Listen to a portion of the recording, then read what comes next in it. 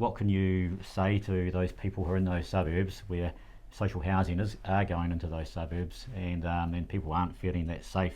And what can people like ourselves as real estate agents even say, I guess, because right now it's very hard for a vendor selling a home at the moment. It's just going through the cycle. It's where we are in the cycle. So I say no dramas. It's a big drama for a lot of people there right now, but people won't buy if there's a social housing next door to it. Yeah, well, it's a buyer's market, isn't it? I mean, I think part of the writing instructions that KO should have, and I believe they do have, but I'd have to check, is that look, they've got to optimise the number of homes that they build. So, if they've got property in a place like Remuera, where the land is extremely valuable, they've got a duty to ask themselves, would we be better off selling out of this and developing somewhere where we might be able to afford twice the area?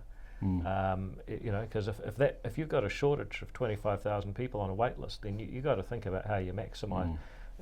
Don't build in expensive areas. Nonetheless, there are still areas where social housing, under the previous government's been developed. I mean, it's physically there. It's not going anywhere.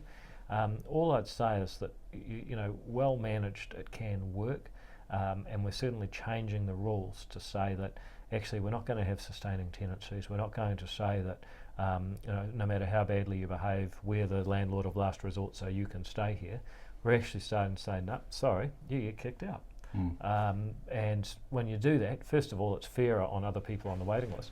Second of all, it changes the whole dynamics. If you know the government might actually kick you out, then you're going to behave very differently. I think so. And the other thing I'd say for people and what you describe as nicer suburbs is that, generally speaking, if you get a state house in a good place, you got a really strong incentive to stay there. So I look at Banff Ave in Epsom.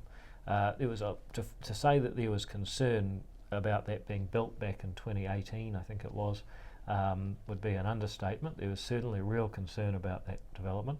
But I think if you talk to most people on the street now, they'd probably say that it's worked out better than they anticipated. And I suspect the reason for that, it's quite a nice place as far as KO houses go. And it's also a very nice place to be. It's on the main bus route. It's next to Greenwood's Corner. It's a great area.